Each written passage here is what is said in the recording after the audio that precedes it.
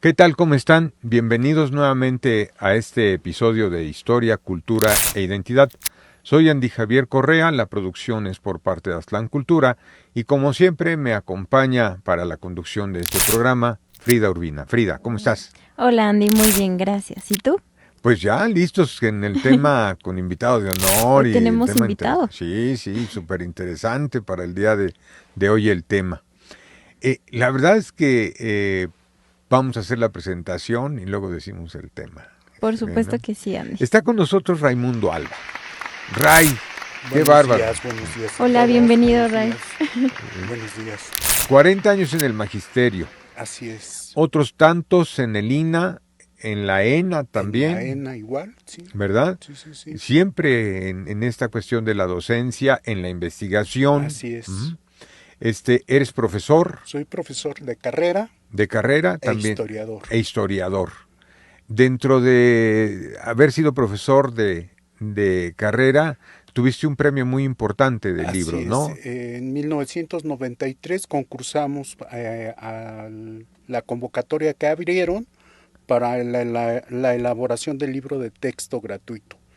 ¿Y de qué pasó? Historia. ¿Y qué pasó? Y lo ganamos el primer lugar con el libro de texto para cuarto año, pero hubo una serie de problemas después de que nos dieron el premio, porque el libro se salía del esquema, digamos, más o menos ortodoxo que tenía la SEP en esa época, y al secretario de Educación, que era Ernesto Cedillo, le dio miedo publicarlo. Y por consejo de Eugenia Meyer, pues guillotinaron la edición, ¿no? ¿Y el cheque?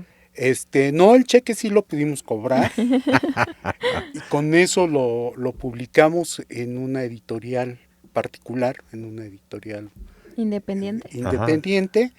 Y pues tuvo muy buena acogida por parte de los profesores. Muy bien. Por lo menos 5 años duró en circulación. En circulación, bien. Además, Ray, profesor en la ENA. Así es. Fuiste director de la carrera. Fui jefe de la licenciatura. De la licenciatura en Historia, Uh-huh. 2 años. Concluí mi periodo en diciembre del año pasado. Y bueno, pues ahí andamos dando También. clases. ¿Investigación, Ray? Investigación, por supuesto en Aztlán Cultura, ¿no? Que ustedes me han hecho favor de abrirme las puertas. Y bueno, para museos, sobre todo para museos, por ahí hay 3 exposiciones que me tocó investigar y además hacer montaje, todo, así como se trabaja en el instituto, en el Instituto de Antropología, pues hacer de todo, ¿no? Sí, desde pegar la cédula hasta hacer la investigación, ¿no? Bien.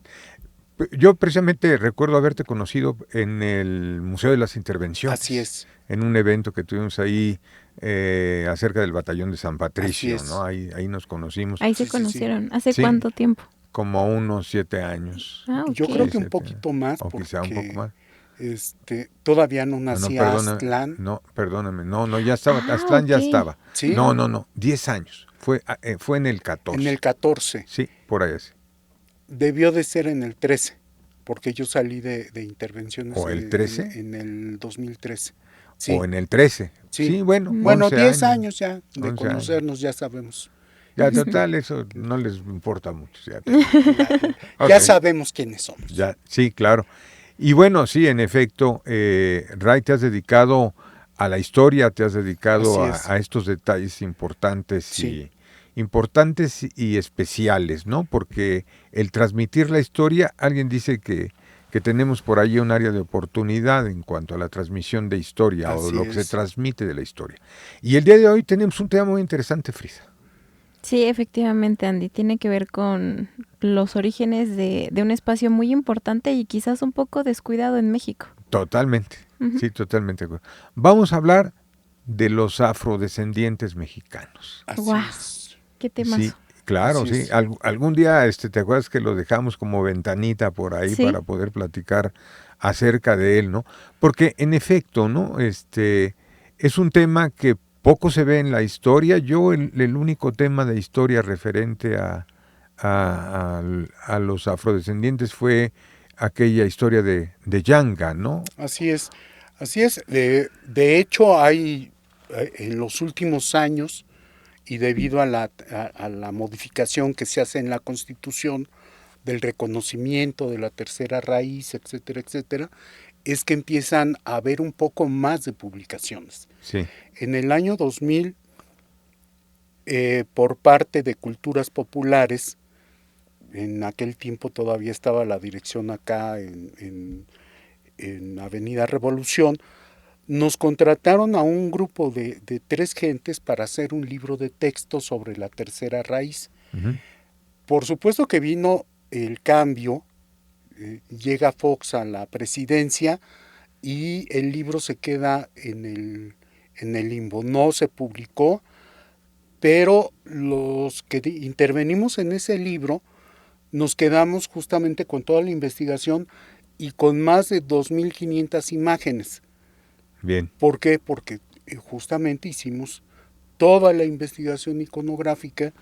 ¿Por qué? Porque entre otras fuentes es lo más cercano que tenemos para la reconstrucción de la historia justamente de la tercera raíz, uh-huh, ¿no? Uh-huh. De esta raíz negra africana que desafortunadamente no es visible en nuestra población por varias razones, ¿no? Que vamos a platicar. A platicar. Muy bien. Y bueno, te iba a comentar, ¿no? Aparte de lo de Yanga, que es más esta misma época, el general Vicente Rivera Palacio tiene algunos escritos también de la época colonial, y él sí toca un poco esto, y estamos hablando de que es, yo creo, uno de los primeros antecedentes, ¿no?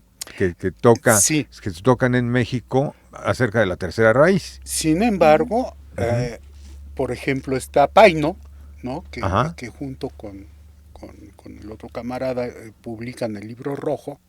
Sí. Y en el libro rojo vienen dos cuentos referentes justamente a la tercera raíz, por un lado, y por el otro, pues a don Vicente Rivera Palacio se le olvidó decir que es afrodescendiente, ¿no? Uh-huh. ¿Por qué? Porque justamente su familia pertenece a este grupo, ¿sí? Junto con el general Guerrero.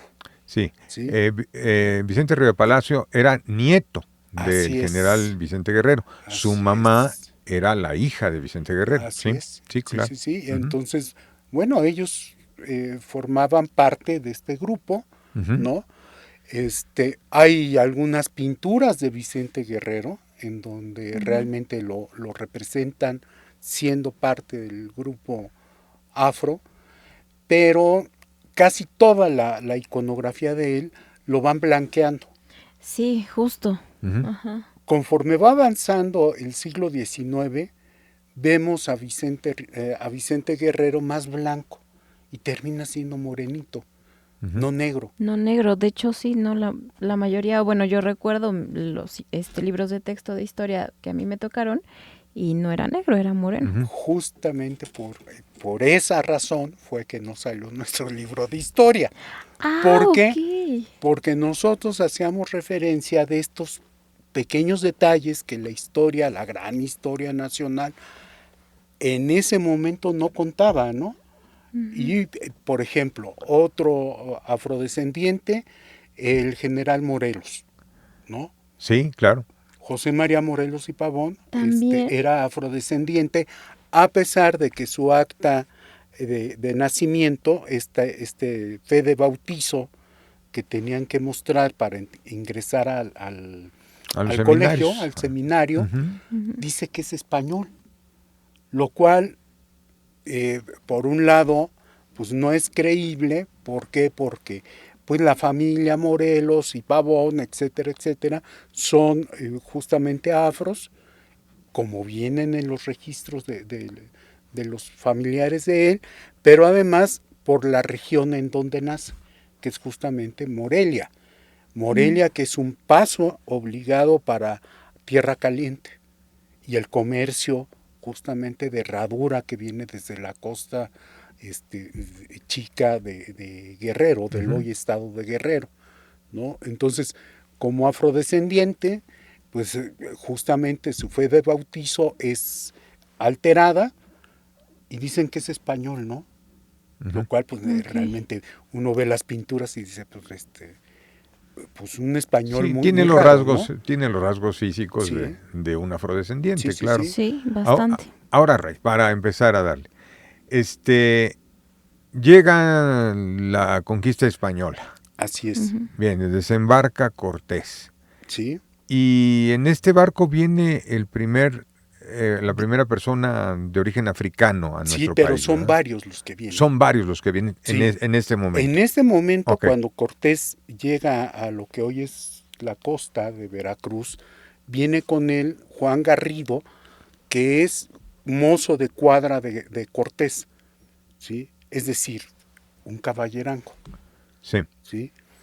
De esto tenemos relación porque, por ejemplo, en el Códice Durán aparece justamente Juan Garrido en el momento en que Cortés está entrevistando con unos nobles tenochcas, ¿no? Uh-huh. Y entonces, bueno, esta minuciedad que tienen los tlacuilos indígenas Uh-huh. para dejar plasmados ciertas características son muy notorias ahí en el Códice Durán. Junto con él vienen tal vez 2 o 3 negras. Una de ellas, desafortunadamente, cae en Tlaxcala, ahorita recuerdo el nombre del lugar, y es sacrificada. O sea, cayó prisionera. Cayó prisionera en el momento de la huida de Cortés a Tlaxcala, y en este poblado cae ella cautiva del grupo de indígenas que están ahí y es sacrificada. Esto lo podemos saber por el descubrimiento que hacen los arqueólogos y el estudio que hacen sobre los restos encontrados en un fogón. Entonces se dan cuenta que es una mujer de origen africano, que fue sacrificada además. Parece ser que la pusieron a cocer. ¿Por qué? Porque el hueso, etcétera, etcétera, se ve poco dañado, ¿sí? Y se ve blanquizco. Esto es por la acción de la cocción. Y ellos son los primeros. Ellos son los primeros. Pero también tenemos aquí un detalle que me parece que es importante relatar. Ellos fueron los que trajeron la viruela. Sí, porque viene justamente un negro con Pánfilo de Narváez. Pánfilo de Narváez trae a 2 sirvientes negros y uno de ellos trae viruela. ¿Sí? Okay. Y entonces, bueno, pues la guerra bacteriológica no se había descubierto todavía, pero gracias a esta persona de origen africano, se enferman pues todos los indígenas contagiados, ¿no? Y viene el desastre de la primera gran epidemia que sufre la Mesoamérica, ¿no?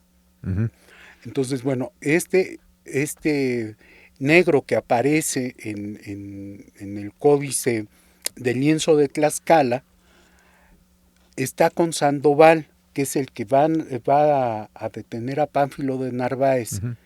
Y en una de las láminas, en la M, si no mal recuerdo, aparece justamente este personaje, Sandoval, quitándole los grilletes a un negro. ¿Sí? Entonces es característico que estas personas, como cualquier pieza de cambio, son pasados de un amo a otro, ¿no? Entonces, bueno, le están quitando los grilletes o se los están poniendo. Yo creo más bien que se los están quitando porque si no hubiese aparecido en la lámina. Es muy característico de ese momento que el tlacuilo que está presente, está viendo la acción, dibuje la escena. Y ahí está guardada, ¿no? Es Hernán Cortés quien pide los primeros 200 negros, ¿no? para el marquesado del Valle de Oaxaca, sí. En 1544. Sí. Hay algo aquí que me gustaría precisar. Bueno, esto lo leímos con Hugh Thomas en la historia de la conquista de México.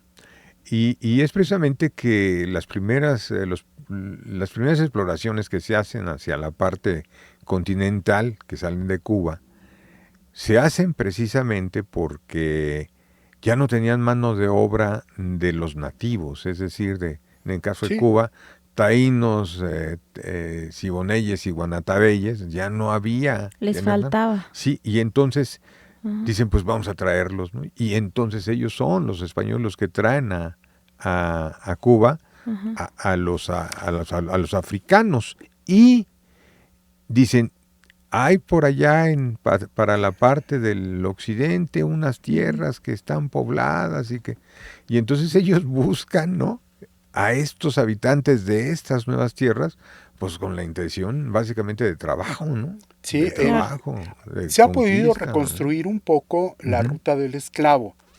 ¿sí?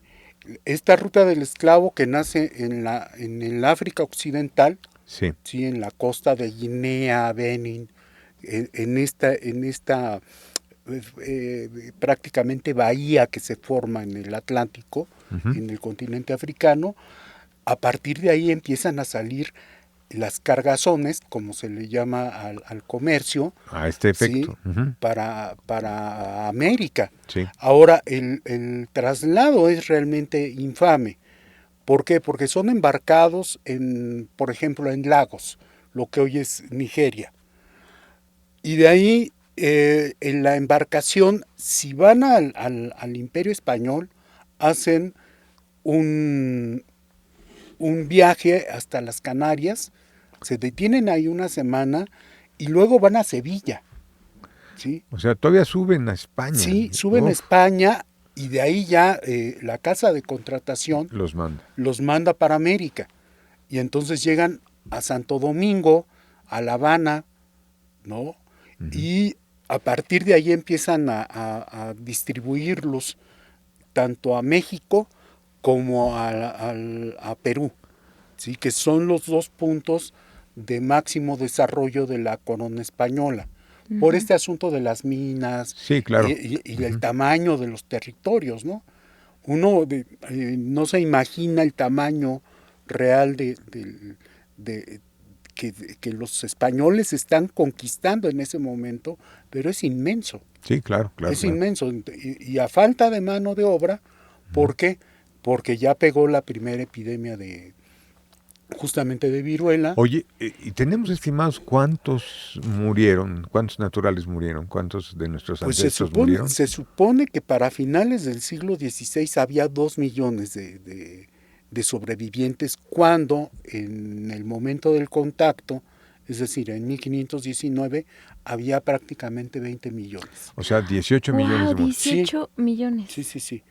Es muchísimo. El tremendo, ejercicio que hacen los Chanu y otros antropólogos es así de tremendo, ¿no? Hay que considerar algunas cosas. Sí, hay una gran mortandad de pueblos originarios y sobre todo al centro del país, pero faltaría justamente la parte norte, ¿sí? La Gran Chichimeca. Sí. No hay registros. No, pero también entendemos que la concentración poblacional por ahí tampoco era tan grande, ¿no?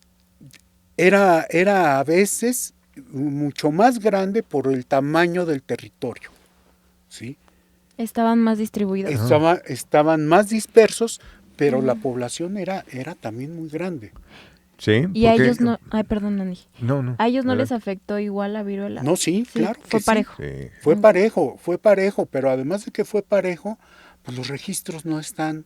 No hay registros. No hay registro en el Simplemente norte. Es eso, ¿no? ¿Sí? Simplemente. Entonces, pues se murieron igual como moscas, pues. O sea, una cantidad tremenda de gente. Sí, si están calculando 18 millones de 20, pues imagínate. Y al final del virreinato, en Gregorio Torres Quintero cita que la población de nuestro México era teníamos por ahí la Alta California, Nuevo México, hasta acá, Centroamérica. hasta Centroamérica eran prácticamente. 6 millones de habitantes. Así es. 6 Sí, millones. para ese momento ya la población indígena está recuperándose de manera extraordinaria porque, para empezar, el aislamiento, ¿no? Uh-huh. O sea, hay muchos grupos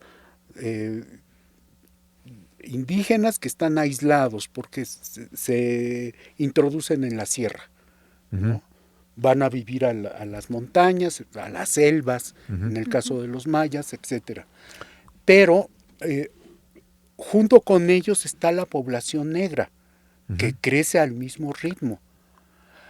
Para finales del periodo novohispano, se calcula que ya eran más de 8 millones de negros distribuidos en el territorio que abarcó la Nueva España. ¿8 millones de negros? Sí. Oh. 8 millones de negros versus ¿cuántos nativos, más o menos? Aproximadamente 4. Eran más negros que nativos. Sí. ¿Por qué? Porque llega el momento, por ejemplo, en 1513, Carlos V de Alemania, primero de España, firma una carta, uh-huh, una contratación con gente de Italia, con genoveses, comerciantes genoveses, para que introduzcan por año 4,000 negros. Vía Santo Domingo y La Habana. Así es. Ok, pero oye, lo que pasa es que me sorprende, tendría que revisar mi fuente, ¿no? Porque, te digo, decían que eran 6, según Torres Sí. Quintero, 6, ¿no? Sí. Pero me dices que a estos habría que adicionarles 8 millones más, o sea, 14. Sí. Uf. Sí, ¿por qué? Por este mismo aislamiento que hay. Ajá. Sí, si recordamos el primer censo, bueno, un país rural, poca población urbana, y en ese primer censo el reflejo es que muchos están sin contar, justamente por este asunto de habitar en regiones rurales inaccesibles.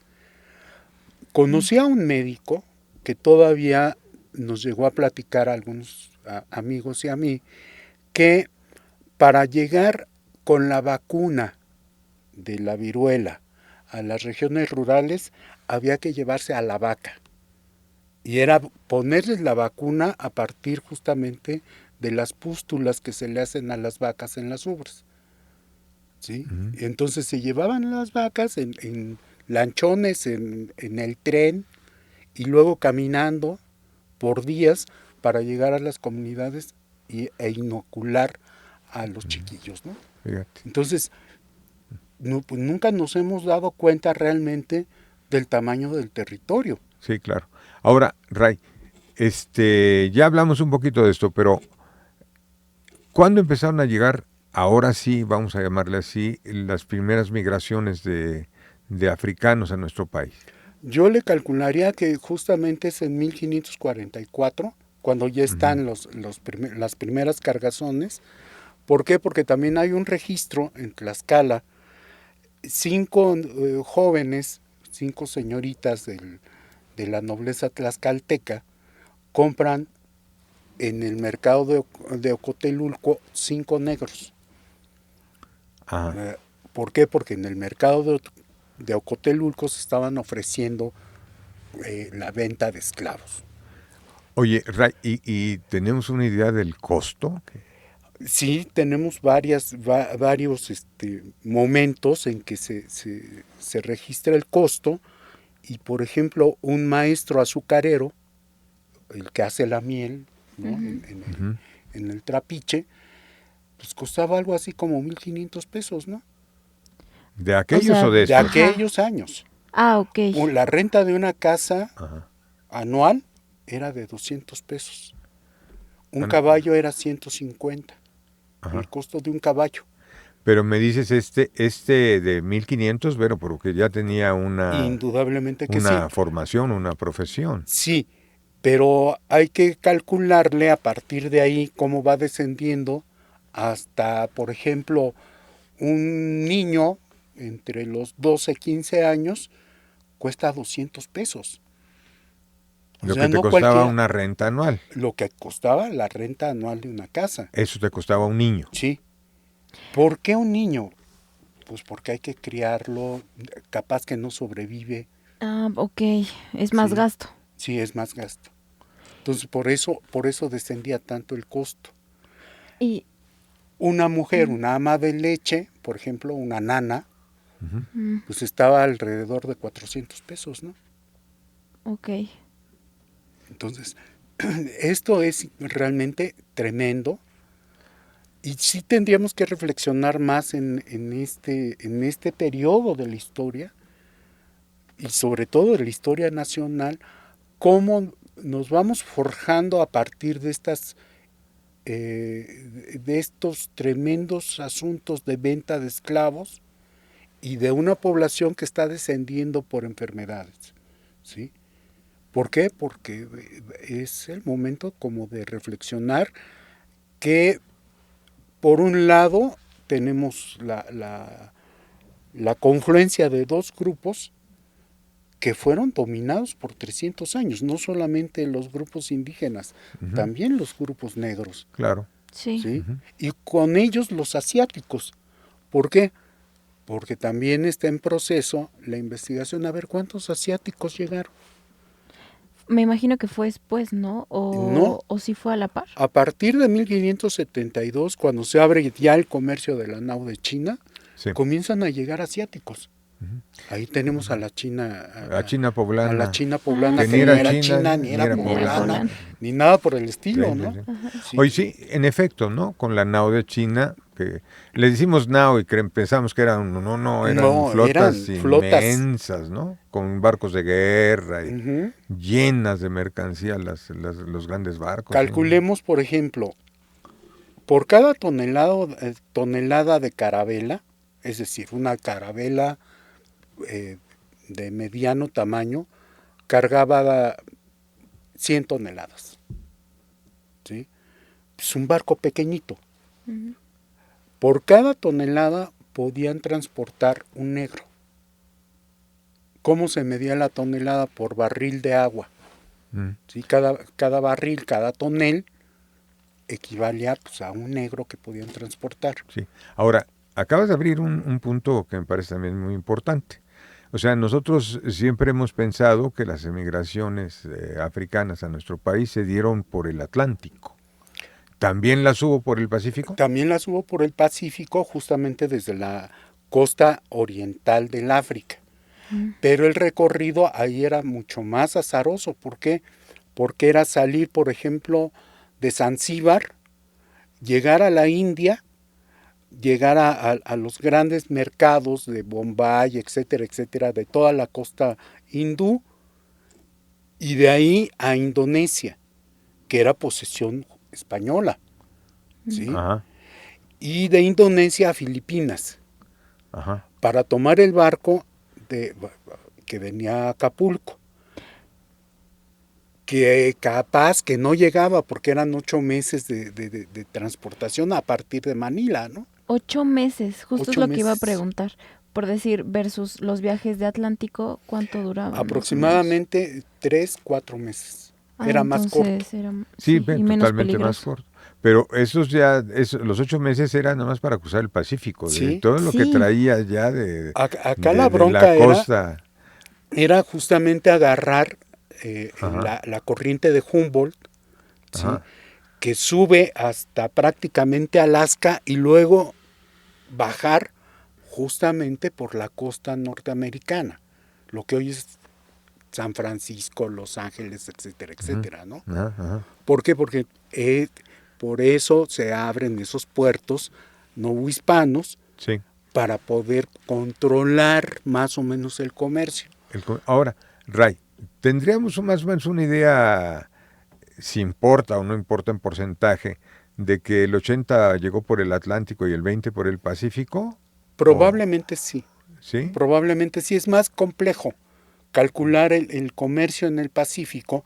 ¿Por qué? Porque los historiadores nos hemos ido con el canto de las sirenas, hablando ya de embarcaciones. Hemos visto más el comercio de la porcelana, de la seda, de esto que es importante para la vida tanto de la Nueva España como de Europa, pero de la migración que hubo, tanto la libre como la forzada, no tenemos ni la más remota idea, ¿sí? No tenemos ni la más remota idea. Apenas se está abriendo como una vertiente. He leído algunos muy buenos trabajos sobre el comercio con Asia, y justamente esta parte de pensar que llegaron junto con las especias gente es una labor que tenemos enfrente de los historiadores. ¿Por qué? Porque además los asiáticos, en este caso filipinos, indonesios, de Siam, porque también hubo gente de allá, chinos, indochinos, eran considerados como indios chinos, a todos ellos les decían indios chinos. Entonces quedaron registrados como tal. Okay. En la Ciudad como de México, lo que hoy son las calles de República de Cuba, República de Chile, esta parte del centro, era un barrio justamente de gente que venía de Asia, orientales, ¿sí? El mercado de Oaxaca, que nosotros pensamos, sobre todo el de comida, el Benito Juárez, que era totalmente zapoteco hasta hace poco, está formado por gente que venía de Filipinas. Sí. De ahí, por ejemplo, algunos guisados que se hacen utilizando, por ejemplo, el tamarindo. Hay un asunto que es como una salsa de tamarindo, ¿sí? Como un ragú, sí, pero es oaxaqueño. Entonces es riquísimo. Sí. Ahora, hemos estado hablando, ya tenemos una idea de cómo llegaron y cuántos llegaron para darle otro pasito a esto. Pues más o menos 1 millón, entre 1 millón, 1,5 millones a México. ¿Sí? Hay que considerar que faltaba toda la parte de Centroamérica y Sudamérica. Sí. Y habría que agregar el Brasil. ¿Por qué? Porque a partir de 1581 pues se unen las dos coronas, ¿no? Sí, son 60 años que están juntos Brasil y Portugal y España. Perdón, sí. Y entonces el comercio que antes había que ir hasta las Azores, etcétera, etcétera, todas estas islas del Atlántico que servían como paso y como una especie de resguardo para las naves, tanto españolas como portuguesas, 60 años no funcionó así. El comercio era directo. Y habría que considerar otro punto, el asunto del comercio ilegal. ¿Por qué? Porque justamente hubo comercio ilegal que no tenía registro. Y entraban, por ejemplo, a Huatulco. Y de Huatulco se iban hasta Valparaíso, pasando por toda la costa. Hasta Valparaíso, americana. Chile. Sí. Y de Chile hacia México, pues igual, ¿no? Huatulco inclusive estuvo en manos de Sir Francis Drake, ¿sí? Por una temporadita, lo cual nos puede llevar justamente a pensar que esta región, que es todo el Pacífico americano, pues tuvo una vida mucho más activa que la que nos ha contado la historia tradicional, ¿sí? ¿Por qué? Porque el contrabando entró por ahí. De otra manera no tendríamos las chilenas, por ejemplo, en la costa grande en la costa chica de Guerrero y de Oaxaca. Sí, claro. Ahora, hay un detalle aquí también especial, hijo, pero es doloroso hasta decirlo, ¿no? Que los que realmente inician el comercio de la raza africana son los propios africanos. Sí. Ah, ¿en serio? Sí, es muy difícil decirlo. Sí, es tremendo. ¿Por qué? Porque nosotros pensamos en África como un todo, ¿no? Sí. Y entonces no nos damos cuenta que hay variaciones culturales, hay variaciones de color. Y de no poder. Todos son negros. ¿sí? Okay. Las variaciones van desde un tono un poco más subido que el de nosotros, es decir, un poco más morenos que los mexicanos, que el mexicano promedio, hasta gente que es prácticamente azul marino, ¿no? Sí. Les dicen charolitos. Por los ejemplo. charolitos, sí. Y hacia el norte, pues grupos semitas, ¿no? Sí. ¿Por qué? Porque todo Sahara, que es una parte muy viva, pues tiene influencia árabe, tiene influencia cananea, ¿no? Y nos tendríamos que remontar justamente a los primeros años, a los últimos años antes de Cristo y a los primeros después de Cristo, para ver cuál es el movimiento del área. Por eso la gente que llegó del África Oriental es más difícil rastrearla. Ajá. Oye, pero aterrizándonos nuevamente al país, sí llega, ya empezamos a ver que empiezan a llegar, pero los espacios geográficos en los que se avecindan están más hacia la parte de la costa. No. ¿No? No. Ajá. Por ejemplo, la Ciudad de México. Ajá. Aquí hubo un asunto que se necesitaba mucha mano de obra. Por estas divisiones de castas, o sea, el indio no podía ser explotado totalmente. ¿Por qué? Porque las leyes hispanas lo protegían. Yo quería preguntar eso. ¿Había una distinción de trato entre los esclavos que llegaban y los nativos que...? Sí, el esclavo era el último. El último escalón del... Sí, hasta abajo. Okay. Sí, inclusive muchos indígenas, el caso de estas niñas de Tlaxcala, pues, los negros que ellas compran y que terminan casándose con ellos y que alcanzan la libertad, pues se convierten en nobles. Pertenecen a la nobleza de Tlaxcala. ¿Sí? Por el casamiento con por las el damas. Casamiento, inclusive. A partir de eso, se prohíbe la venta de esclavos en Tlaxcala. Okay. Pero entonces me dices, aquí en la Ciudad de México, hay todo un proceso de asimilación tremendo, ¿no? Sí, ¿por qué? Absoluto. Porque tenemos primero las grandes casas nobles, ¿no? ¿Sí? El Marqués de la Gedionda, el Marqués del Apartado, etcétera, etcétera. Todas estas casas que necesitan gran cantidad de empleados, ¿sí? De siervos, el cochero, el ama de llaves, el ama de cría, hasta el mayordomo, la cocinera, el mayordomo, etcétera, etcétera. Y todos son justamente pertenecientes al grupo afro. ¿Por qué? Porque el grupo indígena, pues, de lejecitos, ¿no? ¿Por qué? Porque ellos tienen su república y pueden trabajar a partir de 1542 con las leyes nuevas por salario.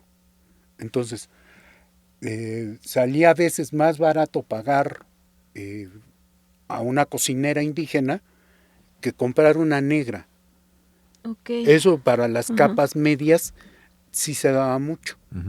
Pero para las grandes familias, estos mineros, comerciantes y demás, lo más fácil era comprar. ¿Por qué? Porque además era parte justamente del boato que tenían. Sí. Y ahora, ya nos aclaraste esto importante, que no solamente se quedan en las costas, hay en todos lados. Vamos ahora a hablar un poco más de su aportación. ¿Qué trae además el afrodescendiente? Bueno, hay que pensar que son gente que está desarraigada, ¿no? Que es traída a la fuerza, pero no por eso dejan de pensar en los dioses que ellos concibieron por milenios en el África. Cuando llegan hay un proceso de asimilación de la cultura indígena, porque la ven muy cercana. ¿Sí? Inclusive hay actas en donde encontramos, hay un fulano que se llama Ololo, se apellida Ololo, y que absorbe toda la cultura indígena y es un curandero en Cholula. Ololo. Sí, es un negro libre. ¿Sí? Conoces, aprende la herbolaria y ya. No, lo que pasa es que es la mezcla. La mezcla, sí. ¿Por qué? porque ellos encuentran algunas hierbas muy parecidas a las africanas. Tenemos, por ejemplo, entre las hierbas curativas, el toloache, ¿sí? Que pensamos que solamente sirve para hacer travesuras. Ajá. Sí, sirve para eso, pero también para curar. Y entonces, en África hay una variedad de datura, ¿sí? Que es el género de la planta, muy parecida a la que se da aquí en América. Pues, viene de inmediato el asunto de, pues la planta sirve para esto, y la prueban y sí, en efecto, sirve para lo que ellos la empezaron a usar. Originalmente la conocían, ¿no? Sí, para lo que originalmente la conocían. Si pensamos también que el grupo indígena tiene un conocimiento muy amplio sobre la herbolaria, pues, esto es una mezcla. Okay. A lo cual habría que agregar la medicina asiática.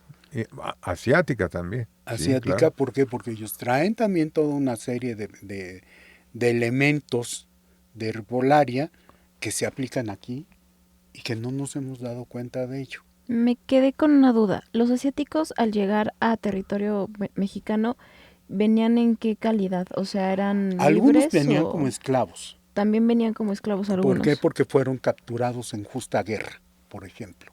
Ok. ¿No? Vale. Otros vienen contratados. ¿Por qué? Porque cada año hay un grupo especial de gente de Japón y de China que viene a trabajar con los plateros de la Ciudad de México. Entonces, para ver el proceso de producción de filigranas, medallitas y demás, es muy, muy característica esta migración libre. Intercambio tecnológico. Sí. No, sí. Pero además, estos no vienen tan para intercambiar la forma de manufactura, vienen para llevarse plata. También la plata todavía del siglo XX, principios del siglo XX, la plata mexicana era la plata mexicana. Sí, ¿no? Es la moneda franca, como hoy lo es el dólar, durante esos 300 años del periodo novohispano, ¿no? Ajá. Ahora, Ray, ya lo vimos, es esta parte, ¿no? Primero el intercambio a través de la propia naturaleza, lo que conocen, lo que distingue la naturaleza, ahí va. ¿Qué más traen? Por ejemplo, el asunto de la comida, sí, el uso del plátano. En la Mesoamérica no hay ningún dato de que se coma plátano, por ejemplo. No había plátano. Camote, aquí se comía camote. Sí. Ok. El plátano no formaba parte de la alimentación mesoamericana, a tal grado que, por ejemplo, cuando llegan los plátanos al virreinato de Nueva Granada, les dicen guineos, por el asunto de que vienen de Guinea. ¿Sí? Entonces, bueno, este asunto del plátano, del tamarindo, de la Jamaica, ¿sí? Que viene justamente de la isla de Jamaica, ¿no? Una flor que en el momento de ponerla en agua, pues suelta todas sus propiedades, ¿no? Y con esas se empieza a hacer agua de Jamaica, ¿no? Y su gran sabor. Sí, ¿no? Y tiene un sabor riquísimo. Sí. Este asunto de la alimentación a partir de la yuca, ¿sí? Que viene a sustituir, por ejemplo, en muchas regiones de Sudamérica al maíz. Sí. ¿Por qué? Porque es difícil cultivarlo. ¿Sí? Si no hay una mano especializada para el cultivo del maíz, no lo siembran. Y entonces lo sustituyen por yuca. Sí. ¿No? El asunto del alcohol y el azúcar. Sí.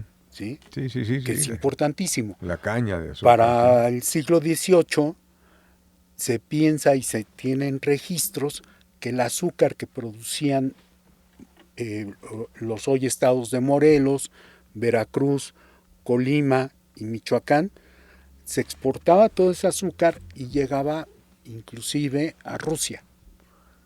¿Sí? Y entonces la producción era superior a por ejemplo, a la de Puerto Rico. ¿Por qué? Porque acá ya habían hecho el cambio de una economía esclavista a una economía pagada, ¿sí? Asalariada. Entonces ya los afrodescendientes ya les pagaban su lana para producir azúcar, ¿no? Oye, por ejemplo aquí, que hay que entender, ¿no? Porque fíjate, es muy bonita este filo específico, ¿no? Que se va citando de productos concretos, ¿no? Porque pudiéramos nosotros pensar, ¿no? Que había bueyes o había cerdos o había determinado tipo de animales de carne que no existían acá. Sí. Que no existían acá. Y entonces el mestizaje y las costumbres fueron integrando. Por decir, ¿qué le pusiste al chocolate en vez de agua? Pues le pusiste leche, ¿no? Sí. Sí, Y claro. así vienen este tipo de mezclas, pero en el caso de los productos africanos, de alimento africano, pues sí tienen un valor especial que fue asimilado por la cocina ahora sí mexicana, Sí, ¿no? habría que pensar que, por ejemplo, en las cocinas de los grandes señores, ¿sí? Mineros, por ejemplo, pues el ama que hacía la comida, pues era una esclava. Sí. Una esclava y además una esclava negra, que eran altamente apreciadas por eso. No solamente para la crianza de los hijos, sino para el asunto de la cocina. ¿Por qué? Porque pues traían toda una serie de registros mentales sobre cómo cocinar para gran cantidad de gente. Y que en este caso hay que decirlo también, ¿no? Deberíamos pensar que conocían también las especies españolas o las especies que ven en Europa, ¿no? Por un del lado Oriente. eso, porque por ejemplo la pimienta de cayena, ¿sí? Es una constante encontrar que en donde hay afrodescendientes esta pimienta de cayena está ahí. ¿Por qué? Porque la traen justamente de las Antillas, ¿sí? De Cayena, pues es Sudamérica prácticamente, ¿no? Pero también, por ejemplo, dicen los que son del Bajío, que son los inventores, por ejemplo, del mariachi. Aquí a alguno de nuestros compañeros le van a salir ronchas del coraje, pero pues ni modo. Que son inventores del mariachi, del jaripeo y de las buenas carnitas, ¿sí? Esta gente del Bajío. Pues no es así. ¿Por qué? Porque este asunto de las cuerdas es un asunto negro. El ritmo que tiene los jarabes, los sones, son totalmente africanos. De hecho es lo que quería llegar, o sea, porque la música yo creo que también se hibridó en algún aspecto, ¿no? En Así varios. es. Hacer el ritmo con los pies, pues es oír el tambor, es la percusión. No va no se toca, por ejemplo, la vihuela sin el asunto de la percusión que la da justamente el bailar en pareja sobre una tarima. Sí, a puro talonazo. El asunto, por ejemplo, de la charrería. Si los grupos originarios no tienen por costumbre el asunto del caballo, de la ganadería, traigo 50 negros a que me ayuden a formar las primeras recuas, por ejemplo. ¿Por qué? Porque ellos sí tenían el contacto con caballos, acémilas, burros, etcétera, ¿no? Y entonces, bueno, pues es más fácil que estos que ya saben, pues dejarles los hatos de ganado, sobre todo hacia el norte. Okay. Sí, claro. Y por último, el asunto de las carnitas. El español no come el asunto de las tripas, por ejemplo, ¿no? De la cabeza de cerdo, eso es para el ciervo, ¿no? Inclusive todavía hoy, ¿no? El queso de puerco no tan fácil se encuentra por allá. Así, ¿no? No, pues eso es un alimento que solamente el ciervo, la gente muy pobre consume. Y en ese nivel estaban los africanos. Entonces, se hace la matanza del cerdo, habría que pensar también que no era muy seguido, ¿no? Se tiene al cerdo, lo matan y las partes más carnosas pues van a dar a la mesa de los amos. patas, tripas, cabeza, etcétera, etcétera, las partes menos carnosas, se la dan a los negros y con ellos hacen un guisado, un cocido, ¿sí? En un caso que es muy parecido a algo que se come en el centro del África. Y ahí, lotería, tenemos las carnitas, ¿no? ¿Sí?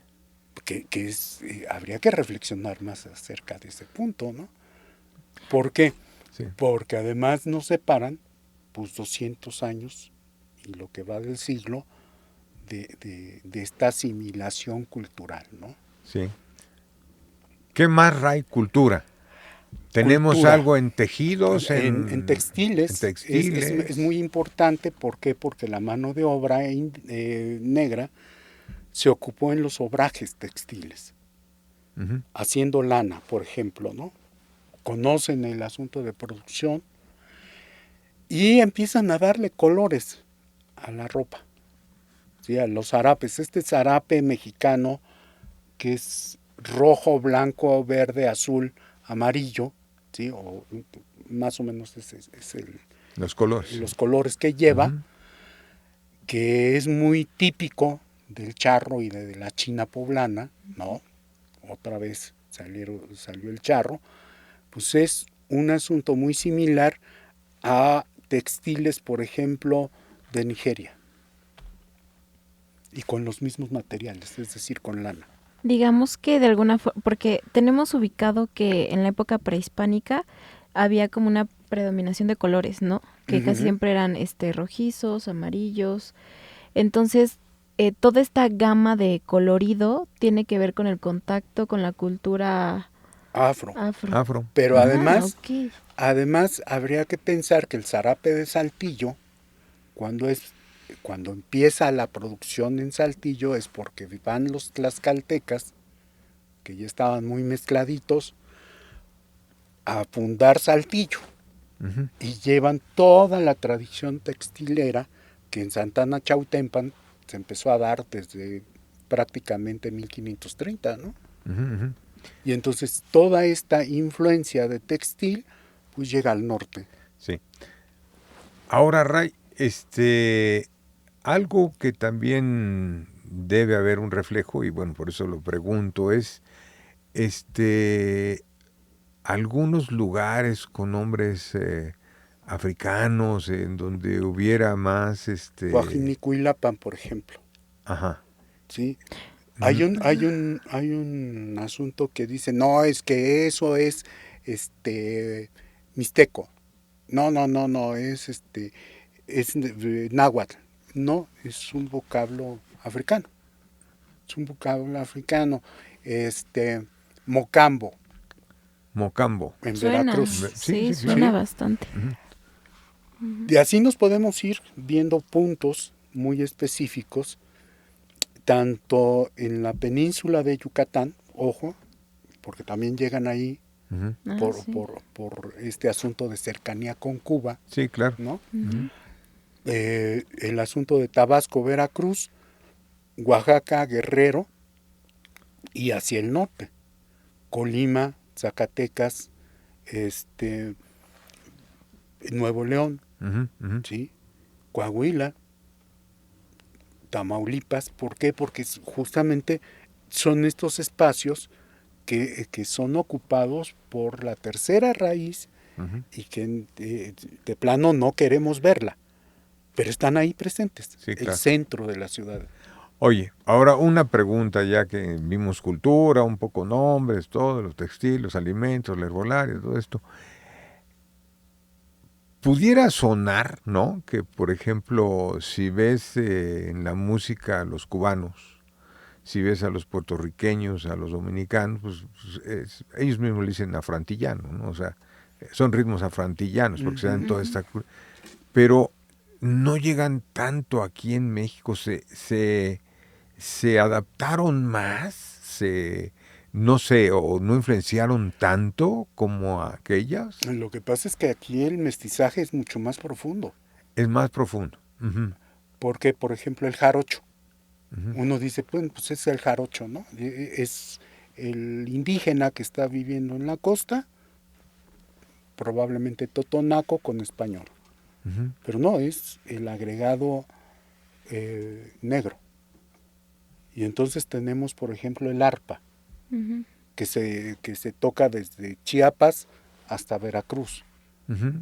Esa arpa es un instrumento africano. Y el zapateado, este asunto del redoble, de llevar el ritmo con los pies, darle justamente el asunto de acompañamiento a la música, al asunto de la jarana, del arpa. ¿Sí? Bien. Sí, porque ahí es donde marcaríamos, ¿no? Una de las diferencias, ¿no? Que no en la raíz, sino en la influencia, sino que sí no es muy similar. Claro, esto me parece que es muy importante, que lo que vemos allá en Cuba, lo que pasa en las Antillas y en el Caribe, en cuanto tú lo escuchas y lo asimilas de una manera impresionantemente rápida, ¿no? O Sí. sea, se siente latino. Sí, de todos. sí. Ajá. Eres salsero, ¿no? Sí. Te gusta el danzón, el mambo, el cha-cha-cha, la guaracha, la rumba, ¿no? Aquí en el país o la cumbia, hay un asunto justamente de, por ejemplo, el danzón, que es la primera música frontillana que tenemos registro de que llega al país, pues, vía Yucatán y vía Veracruz, ¿no? Para las clases bajas, el danzón era la danza, el baile más propicio, ¿sí? En la Ciudad de México. Hacia la parte de la costa, por ejemplo, de Guerrero, pues eran las chilenas.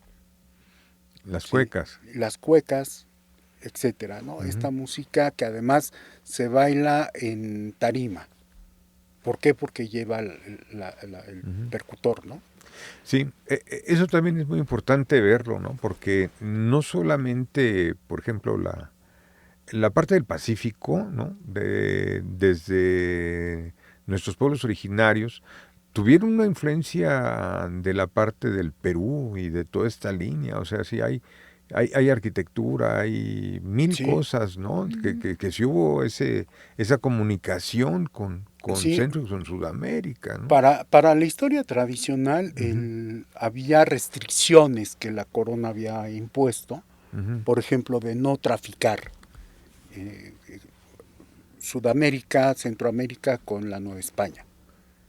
¿Sí? ¿Y por qué resalto la Nueva España? Por el tamaño del virreinato. Sin embargo, ya cuando uno empieza a meterse a los archivos, pues se da cuenta que el comercio era frecuente. Sí, claro.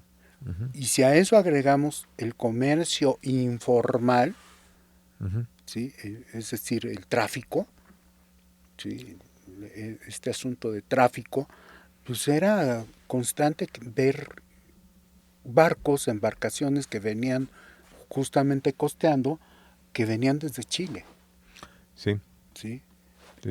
El Perú, o sea, habría que pensar que como países de Hispanoamérica, pues nos alimentamos de las mismas raíces, todos. Todos. ¿Sí? No hay uno solo que se salve. Yo tengo ahora una duda que me surgió por decir, entonces quizás a veces confundimos ciertos rasgos fisiológicos que tenemos como nativos, pero quizás más bien pueden ser afrodescendientes. De afrodescendientes, por ejemplo, cuando se ponen las ofrendas de muertos, las ofrendas para recordar a los difuntos, ¿no? Hacia Michoacán, hacia Tierra Caliente, aparecen en las ofrendas, además del pan de trigo, el asunto de los plátanos colgados en estas casitas que hacen para poner la ofrenda, ¿no? Entonces está ahí la mano de obra africana, ¿no? Y una mano de obra que además deja la cultura, deja parte de ellos. Ahora, por ejemplo, para curar, ¿no? Para curar el aire. Generalmente cuando es parte de los grupos originarios, el aire se cura con humo de copal. ¿Sí? Y entonces se hace todo un asunto, al niño se le pasa el humo del copal por todos lados para sacarle el aire, que es frecuente, ¿no? En cambio, cuando se es afrodescendiente, va el cigarro y va el asunto del alcohol, del ron, prácticamente, que toman y que escupen para sacar el aire, ¿sí?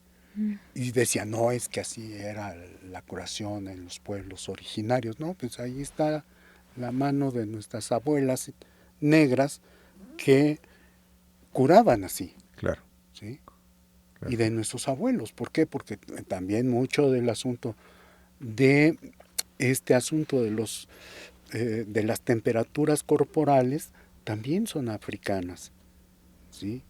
¿Por qué? Porque están los cuatro elementos, el fuego, la tierra, el agua y el viento, que componen al ser humano, ¿sí? Y que le dan resguardo a la orisha, es decir, al alma. Cuando esa alma deja el cuerpo, que queda este cuerpo sin alma, que vuelve a la tierra, ese orisha puede hacer el bien o el mal. Y lo vemos en México, ¿no? Hay que velar al difunto y ponerle un traste con agua o con vinagre para que todo el mal caiga ahí, por ejemplo. Sí, claro. Muy interesante eso, ¿no? Ahora, estás tocando un punto de espiritualidad, de alma, y bueno, obviamente por ahí hay una beta que es de religión. Pues nosotros sabemos, ¿no?, que específicamente, por ejemplo, en Cuba, la práctica de la santería, que en efecto estás trayendo prácticamente completo los rituales africanos. Aquí en México no hubo impacto de esto, o sea, algunas religiones en concreto que se han mantenido así o no, se mantuvieron. mantuvieron. Todos se convirtieron en católicos. Se mantuvieron algunas prácticas, Ajá. como las que menciono, ¿no? Por ejemplo, el asunto del humo, del tabaco, ¿no? Pero otras se agregaron por parte de los grupos originarios. O sea, realmente aquí se ve una mezcla. Sí, cierto. ¿Sí? Y allá no, ¿por qué? Porque no había indígenas. ¿Y por qué no había indígenas? Pues ya se han matado a todos. Allá sí fue genocidio completo. Sí, no, y se murieron de viruela y demás. Sí. Que aquí olvidábamos, por ejemplo, el papel que tuvo Fray Bartolomé de las Casas, ¿no? Bueno, también, ¿no? Habría que platicar de lo de Valladolid y todo lo demás. En 1513, ¿no? Cuando está la debacle poblacional en las Antillas, pues el padre de las Casas sale con la embajada de que pues, se nos están muriendo las almas indias que hay que proteger porque son neófitos, etcétera. Pues traigamos negros. Sí. Sí. Tiene todo eso. Es un recorrido muy, muy especial. Justamente claro. A la salida del puerto de Lagos hay una estatua, un monumento que recuerda justamente la salida de esclavos por ahí. Sí, oye, sí. Y una placa en donde dice, pues, ahí Fray Bartolomé tuvo algo que ver. Sí, oye, no recuerdo el nombre, el número, perdón. Pero sí ha habido una estimación del número de africanos que salieron para la América, para Estados Unidos y para acá. Se ha calculado en 20 millones. 20 millones. Por eso vemos que África, todavía en esos días, son sociedades desestructuradas que quedaron al amparo de todos los países imperialistas, ¿no? Sí, claro. Sí, esta debacle poblacional, primero sacar tanta gente para alimentar plantaciones, etcétera, etcétera. Prácticamente desde la Argentina hasta los Estados Unidos, Carolina del Norte y del Sur, ¿no? Esa cantidad de gente desestructuró todas las sociedades africanas, ¿no? Y no se han repuesto. No se han repuesto, pues, o sea, perdieron pues a lo mejor de su gente, ¿no? ¿Por qué? Porque justamente estas embarcaciones, primero genovesas, después españolas, portuguesas, holandesas, Todos le francesas, entraron, inglés, sí, todo el todos le mundo le entraron, entró sí, al sí, todo el mundo asunto. le entró. Pues, trajeron una cantidad impresionante Dices 20 millones, pero estamos de hablando de 20 africanos, millones ¿no? desde el siglo XVI Sí, Sí. hasta prácticamente el XIX, ¿no? 19, Ujú, cuando justamente los Estados Unidos empiezan a dar la libertad, ¿no? ujú, ujú, Que es ujú. un asunto económico, Sí, claro. ¿sí? Pues bien, Ray, qué vuelta le hemos dado, Sí. ¿no? A este tema tan Y todavía interesante, faltan la tercera raíz. como 20 asuntos más. Justamente por eso era importante para nosotros como investigadores, para Felipe Durán y para mí, que el libro de texto saliera. ¿Por qué? Porque era acercar a la población adolescente, porque iba Ujú.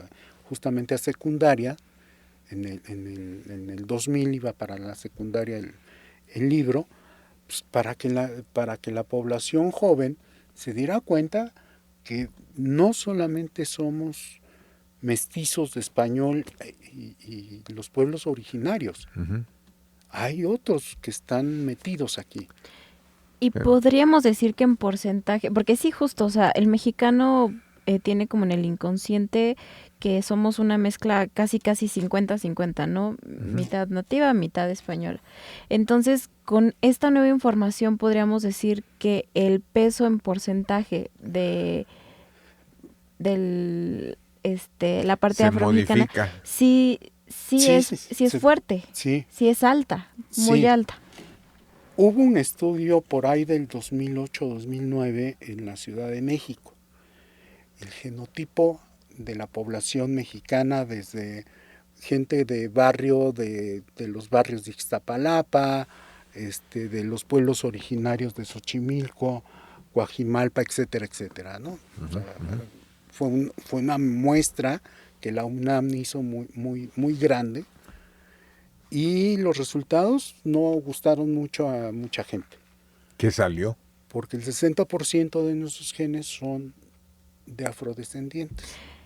Qué fuerte, porque es mucho, es Total, un claro que porcentaje sí. muy alto. Si pensamos en la cantidad de afrodescendientes que hubo en los 300 años del Imperio Español en nuestro país, y que la Ciudad de México a finales del siglo XVII tenía una población de 250,000 habitantes, o sea, son cifras que no se veían en Europa, ¿sí? Y es Ujú. una cantidad de gente que en las crónicas, Thomas Gage dice, es que hay negros, hay gente de Guinea que habla el idioma de allá, hay indios de la Mixteca Alta que hablan en mixteco, españoles que son de la Vascongada Ajá.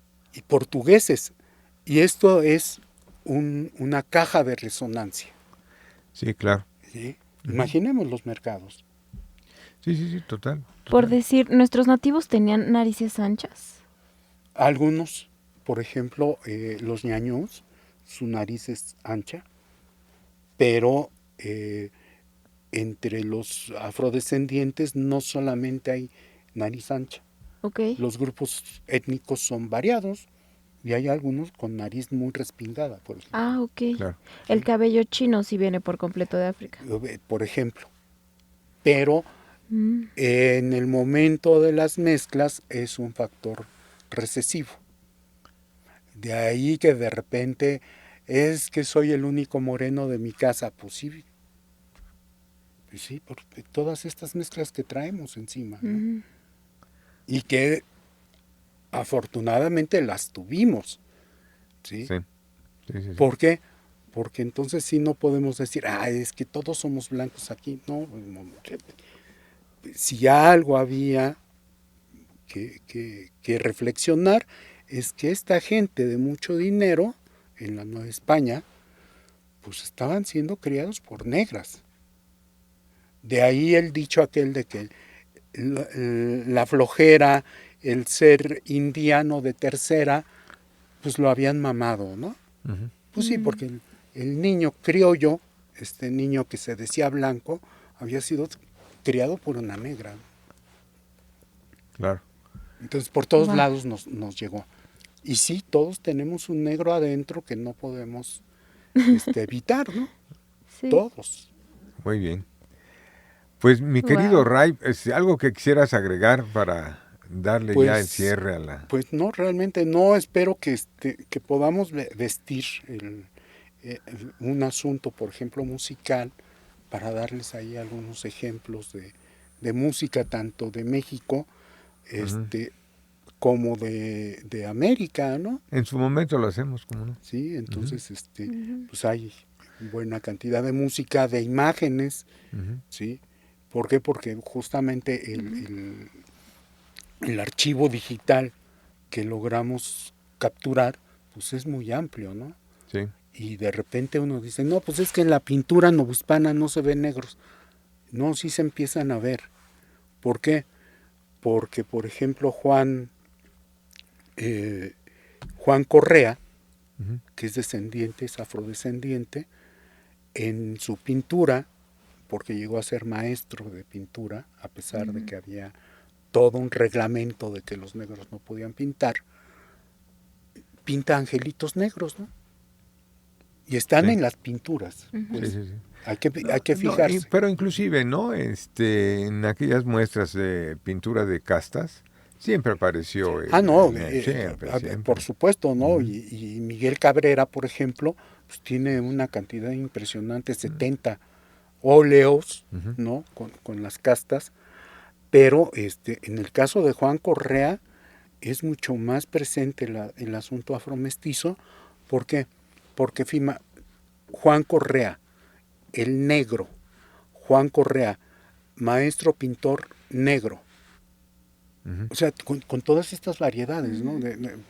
Pero firma y le pone el negro, pues, Sí, sí, sí, sí, ¿sí? sí, sí, Como una muestra de auto reconocimiento sí, claro. que Ujú. habría Sí. que fomentar más en nuestra población, ¿no? Ujú.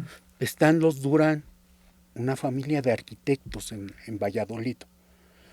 La Universidad Nicolaita, el portal de comercio, lo que hoy es el Palacio de Gobierno de Valladolid, es decir, de Morelia, fueron obras dirigidas por uno de los Durán, que era afrodescendiente. Afrodescendiente, sí. Ok. ¿Sí? Impresionante. Pues muy bien, mi querido Ray, pues nos has acercado a un tema que pues no es común que se toque, Nada. ¿no? Que entendamos que también tenemos por ahí nuestra nuestra fuerte raíz africana, ¿no? Así Y que es. está tan en nosotros que pues no la distinguimos todo y está tan en la cotidianeidad que nos la tienen que puntualizar precisamente para verla Sí. que en efecto como Sí, tal existe, ¿no? sí, sí, sí. Ujú. Y hay grupos que están ahorita luchando por su reconocimiento como afrodescendientes, en Morelos, por ejemplo, ¿no? Ujú. Ujú. ¿Por qué? Porque pues, ¿de dónde vamos a tener este juego de imágenes? En la catedral de Cuernavaca hay todo un friso con querubines que son afrodescendientes. Ujú. No fueron pintados nada más porque No más que porque se me sí, fue el sino, color y sí, los puse sí, sí. más morenitos, ¿no? Échale chapopote ya con... No, pues sí, ¿no? O sea, Sí, estos códices del contacto que los tlacuilos elaboraron, aparecen ahí sí, los claro, afrodescendientes, ¿no? claro, Sí. claro. Y de Wow. primera mano, Sí, pues. primera mano, los tlacuelos no mentían, Sí. claro. ¿Algo quieres agregar, Frida? Pues ya sé de dónde viene mi cabello chino. Y de alguna forma es algo que sí está muy diluido. O sea, el mestizaje fue tan fuerte y tan amplio que se pudo diluir lo suficiente para en la actualidad no tenerlo tan consciente. Sí, sí, una asimilación muy vertiginosa, ¿no? Sí, Sí. claro. Sí, además hay que recordar que no somos indios, no, momento, sí, mi abuelo era español, ¿no? No, pues, siempre se defiende así. Sí, no, momento. A ver, pues no seremos indios, pero sí afros. ¿Por qué? Porque se nos olvida esa parte, ¿no? Sí. Y que es... No, bueno, el mestizaje está en todo. Sí, ¿no? El mestizaje está en todo, claro. Está ahí presente, ¿no? Claro. Dolorosamente, pues sí. Sí, el proceso de conquista y colonización fue dolorosísimo. Sí, total. Sí. ¿Algo más, Frida? Sí, pues fue un proceso que igual, o sea, se siente, aunque no lo vivimos, de alguna forma nos duele. Sí. Y lo vemos nosotros lo vemos con el respeto que merece y con la dignificación de lo que ahora somos. Así es. Entonces, pues fue una sesión que nos ayuda muchísimo a redescubrir esta identidad que está muy diluida en nosotros, pero que sigue ahí presente. Sí, y aunque, como dice Ray, no hay muchas investigaciones que te hablen al respecto, ¿no? Sí, porque ¿cuántos realmente se han interesado en esta parte? Sí, hay que pegarle más al asunto de investigación, ¿no? ¿Por qué? Porque además tenemos casos impresionantes, ¿no? Que hay que seguirles el hilo a partir de la documentación de archivos, ¿no? Porque decimos, no, es que no tiene nombre. Sí, no, sí tiene nombre. Sí tiene nombre. Y hay casos muy, muy, muy específicos. El caso de los Durán, ¿sí? De allá de Michoacán. O con los que iniciamos, ¿no? Sí. El propio, uno de los padres, dos de los padres de la patria, ¿no? Sí, claro, eso es muy importante. Guerrero y Morelos, eso, ¿no? Sí. Si pensamos ya bien entrado el siglo XIX, cuando llegan las fuerzas que vienen acompañando al presidente en la guerra de reforma, que llegan las fuerzas sureñas, vienen los pardos, ¿sí? Y entonces esos pardos pues son afrodescendientes. ¿Por qué? Porque era la manera en cómo los nombraban, ¿no? Sí. Muchos han dicho, no, lo que pasa es que traían asunto de vitilingo, además de que traían asunto de vitilingo porque era endémico. Sí. El asunto es... ¿Pero le decían los pardos? ¿Pardos? Los pardos, sí.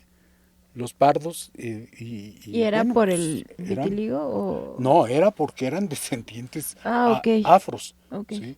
Siempre al afro, el pardo, ¿no? El coyote, el sambo, el zambaigo, ¿no? Okay. Sí. El jarocho. Pues todo esto habría que reivindicarlo. Pues sí, claro, sí, claro. ¿no? Claro, porque hay un racismo interiorizado muy fuerte en el que la gente intenta como ignorarlo. Sí. Pero más racismo hacia el pueblo originario más que al afrodescendiente. Yo creo que es a los dos. Pero más fuerte. Porque está más en nuestro consciente directo, pero si les llegas con esta parte en donde también tenemos muchísimo, van a decidir ignorarlo de la misma manera. Claro. Sí, pero bueno, pues así estamos, en esas estamos. Pues muy bien, pues perfecto, muchas gracias, mi querido Ray, gracias Frida. Mucho. Sí. Le agradezco mucho a Aztlán que me hayan invitado, a ver si suben el rating asunto de la plática. Sí, algo así. Y bueno, y saludos a todos los aztlantecos que andan por ahí, espero que lo escuchen y que lo podamos después discutir. Muy bien. Que también esto le llegue a la comunidad afromexicana, que de alguna forma pues sepan que están presentes. Ahí es donde tenemos que tirar. Sí. Perfecto. Sí, perfecto, pues muchas gracias. Gracias, Frida. Gracias, Andy. Gracias, Ray. Muchas gracias. Ray. Y nos vemos en la próxima. Hasta luego.